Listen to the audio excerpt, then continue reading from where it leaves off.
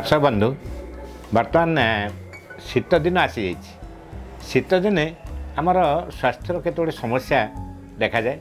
साधारणतः ठंडा सर्दी काश मुंडबिंधा ज्वर ज्वर भाव लगे काशरे कफ पड़ा नाक बंद हो नाक चोक हो निश्वास नबारे कष्ट होगा खाद्य हजम भल भाव न होगा एम सब केतगुड़े साधारण रोगरे आम पीड़ित होता से आलोचना करवा किमी भाव में आम घर चारिपाखे मिलूथिबा बाड़ी बगीचारे थिबा केतगुड़े औषधीय वृक्ष उपयोग करी आम यू समस्या शीघ्र रक्षा पाई परिबा। एथिपाई आयुर्वेदिक औषध मध्य बहुत रही। ठंडा सर्दी जो हुए से नाकरू पानी बाहर छिंक हुए मुंड बिंधा हो जर्जरा भाग लगे काश हेले कफ बाहर नाकरू सिंगाणी बाहर मुंड बिंधिब। तुलसी गछ गोटे रही से तुलसी गचर पत्र आणतु तार छेचिकी तार रस 2 चामच महू सहित खाइले ठंडा सर्दी कमी जाए। दिन को 3 थर खाइबा पड़िबो बा क्या जहाँ को अधिका हो बयस अनुपात 4 थर भी खाइबा पड़ पारे। आपंकर जर्जरा लगुच ठंडा होगी व्यस्त लगुच अस्तव्यस्त लगुच मुंड व्यथा होची ताहले आपण गोटे अदा 5 ग्राम नियंतु तुलसी पत्र 5 ग्राम पान खाली पान जो चूर्ण लगे कि पान मसला भरिका दिज्वनी से पान रु गोटे नियंतु ताकू चोबेकी खाई उषुम पानी पियंतु ताल देखिए आपंकर ये जर्जरा भाव आ जो मुंड बिंधा देह हाथ जगड़ा बिंधा एगुड़ा सब कमिज।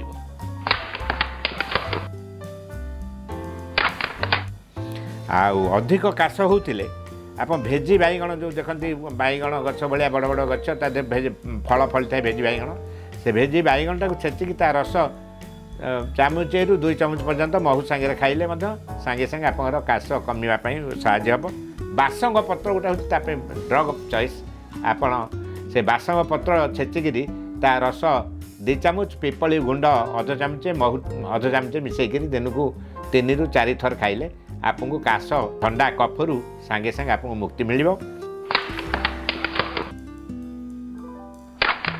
आमर तंटी बथा होची बा तंटी पड़गला भाया लगुच ताहले खदिरादी बटिका गोटे अच्छी से खदिरादी बटिका बा लवंगादी बटिका या चुचुम चुचुम खाइबे। लवंगादी गोटे काश गोटे बटिका स्वतंत्र भाव अच्छी कि मरीचादी बटिका एथु जोड़ी रखे 3 थर पाटे चुचुम चुचुम खाइबे।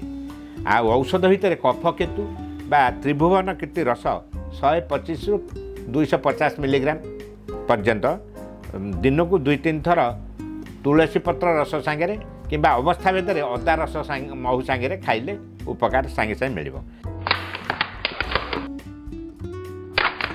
काश होते शीत पड़ादी चूर्ण गोटे अच्छी तालीसादी चूर्ण अच्छी से चूर्ण रु चामचे नियंतु महू अध चामचे मिसेक चाटिक दिन को 3 थर बा 4 थर खाइले से आपंकर काश सांगे सांगे कमिज। आ चंद्रामृत रस पाटी जाकिबे कड़े आ लवंगादी काश बटिका गोटे अच्छी से जोड़े लेखाएं दिन को 3 थर जाकिले आप काश जनित जंत्रणा कमिज।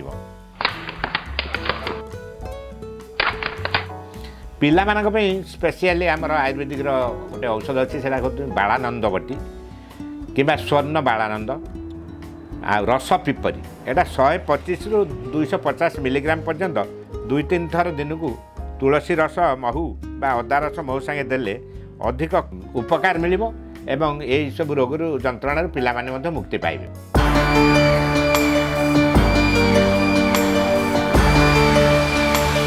यही सब रोगर चिकित्सा आपको 3 दिन ରୁ 7 दिन पर्यंत करिया पड़िबो कहीं ठंडा थरे हेले सेटा टी भल भाग समय लगे से आपको केते गुडा नियम मानिया पड़ो कौन ना आप ठंडा जिनस खाइबे दही कोल्ड ड्रिंक्स फ्रिज पानी आइसक्रीम बासी पखाड़ खट्टा यही सब ठंडा जिनस आप खाइबे ताहले आपण माने ये सब जो बतैली से औषध व्यवहार कले से चेरमूली व्यवहार कले आप ये ठंडा କାଶ ଭଲ ହେବ।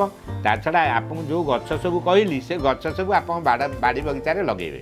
ତାହେଲେ ଆମେ ପ୍ରାଥମିକ ଚିକିତ୍ସା ରୋଗର ଯେଉଁ ଯେକୌଣସି ରୋଗ ପାଇଁ ଆମେ ପ୍ରଥମେ ଡାକ୍ତର ପାଖକୁ ଦୌଡ଼ୁଛେ।